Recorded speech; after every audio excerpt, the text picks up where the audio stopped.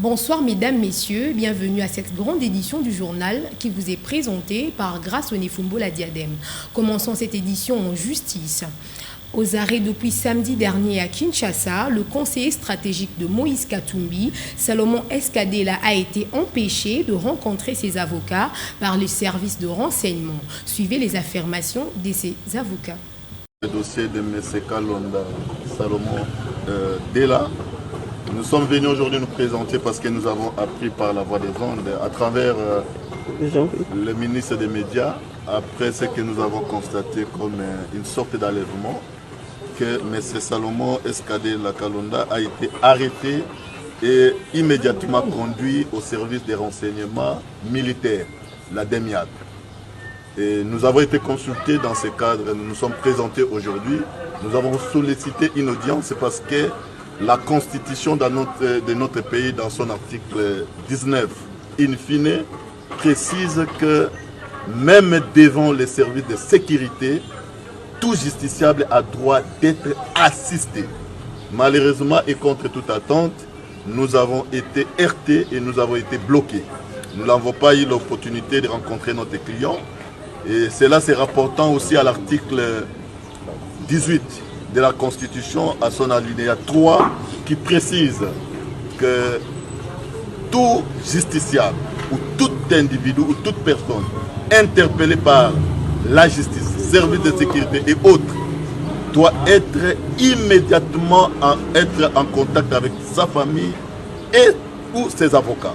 Malheureusement, ce conseil que nous n'avons pas eu cette possibilité de les rencontrer et nous sommes vraiment désolés, mais nous sommes ici purement dans l'exercice de notre profession.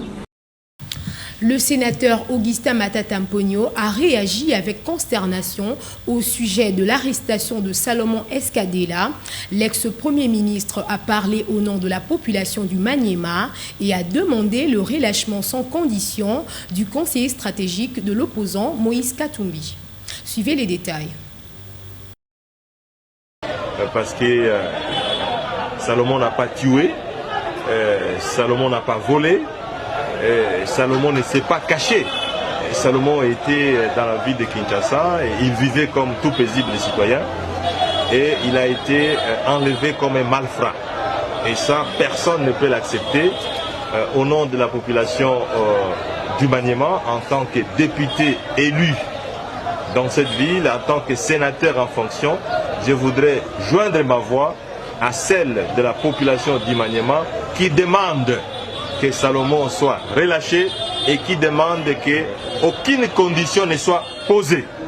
Nous ne pouvons pas accepter que ce soit toujours le fils du Maniema qui soit la cible de ses pouvoirs. Hier c'était Matata, hier c'était Tambo Mwamba, aujourd'hui c'est Salomon. C'est comme si dans l'ensemble du pays ici, il n'y a que des fils et filles du Maniema que le pouvoir en place ne voit. Et ça, la population du Maniema m'a chargé de le dire ouvertement. Elle proteste contre cette poursuite ségrégationniste contre les fils du Maniema. Dans ce même registre, le député national Eliezer Tamboué monte au créneau et critique la position actuelle de l'opposition, notamment sur le processus électoral et sur l'arrestation de Salomon Eskadela. Pour lui, la voie par excellence et pour accéder à la gestion de la chose publique reste les élections. L'appel à s'organiser pour mieux affronter les élections pour décembre prochain. Si le régime en place ne sécurise pas les morgues, cette opposition ira voler les morts là-bas, les imbiber dans les sangs pour brandir à la communauté internationale que Tshisekedi est en train de tuer. Si Tshisekedi voulait réellement tuer, il ne pouvait pas autoriser les manifestations telles qu'on les fait. Aujourd'hui, il y a les spectacles que nous sommes en train de voir. Les gens cherchent à se victimiser, ce qui est vraiment curieux et ce que nous ne comprenons pas. Qu'est-ce que l'opposition revendique clairement? Autre chose qu'on dit, qu'on reproche à Félix Tshisekedi, c'est d'avoir activé le fonctionnement de l'inspection générale des finances qui aujourd'hui a fait voir à l'humanité que l'argent du peuple doit être contrôlé, surveillé par tous les Congolais.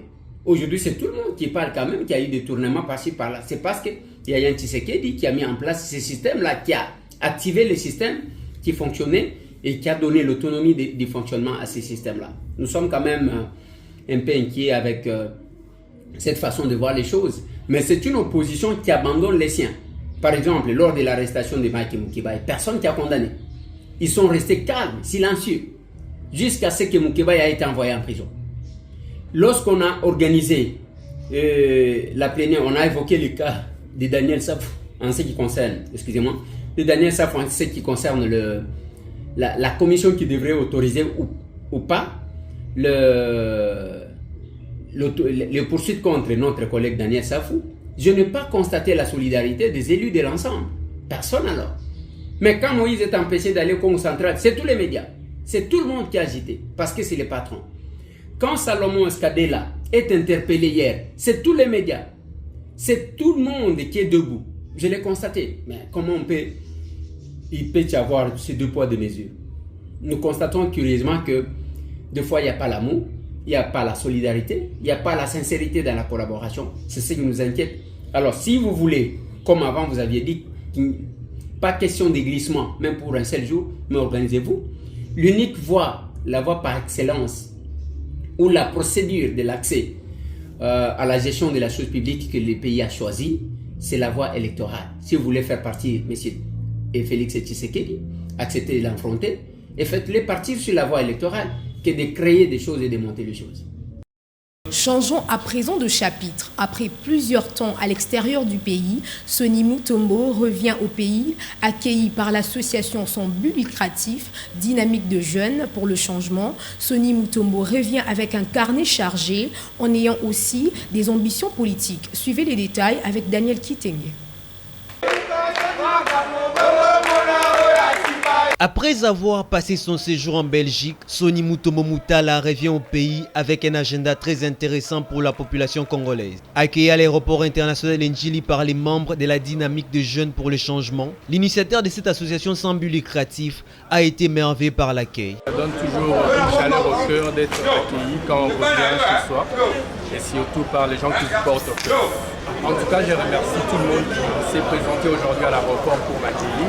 Avec un agenda très ambitieux en faveur de la population congolaise, le leader des DIGEC a ici livré quelques explications. Alors, le but de mon retour à Kinshasa aujourd'hui, c'est parce qu'on organise déjà une grande manifestation qui sera le 17 et le 18 juin à Don Bosco Massina, où on va réunir tous les jeunes de Massina autour du sport.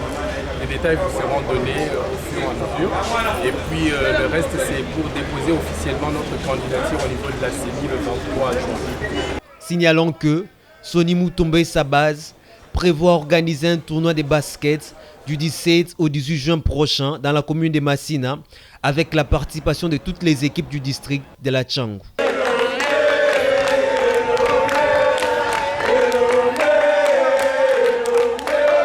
Rendons-nous en province, dans le Haut-Katanga, où les militants ont été appréhendés par la police suite à des troubles à l'ordre public. Ces militants ont marché pour réclamer les rééquilibrages de la CENI et aussi protester contre la vie chère dans le pays. Reportage. Ces projectiles et ces verres d'un pare-brise volés en éclats renseignent sur ce qui s'est passé ici à hauteur du siège d'Ensemble pour la République sur l'avenue Camagnola ce jeudi 1er juin 2023. Au cours d'un mouvement de masse spontané et incontrôlé, des militants de ce parti ont, l'instant de quelques minutes, bloqué la circulation routière, obligeant les véhicules à rouler à sens unique, tout en leur jetant des projectiles. Des policiers venus remettre de l'ordre et rendre fluide la circulation ont été pris pour cible. 2 d'entre eux ont été blessés. De ces échauffourées, 3 militants parmi les meneurs ont été appréhendés et interpellés par la police. Une occasion toute trouvée pour le ministre provincial de l'Intérieur et Sécurité, Éric Mutandala, de fustiger ses comportements. Il faut savoir que déjà. Mina sema leo hapa ila sana pasule metoka wewe basha kuleta deja. Bana kuleta banasha bantu bote bana kuleta kujua nini? Sasa ile muhimu mnakuwa kufanya ni renyo. Est-ce que renyo mnaifanya bana mikataria kufanya renyo? Est-ce que bana mfungia kwa polisi? Bana mfungia kwa polisi. Maintenant sasa de quel droit mwanzo pasule metoka ya bantu? Non, mwanzo pasule metoka bantu kujua nini? Ça c'est quoi ça? Ça c'est quoi ça? On vous a pas pasule metoka ya bantu? Non chef.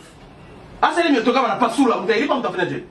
En entendant ces meneurs, dont l'un fait partie du corps de sécurité du parti Ensemble pour la République, sont acheminés devant les instances judiciaires pour répondre de leurs actes avec entre autres griefs, troubles à l'ordre public.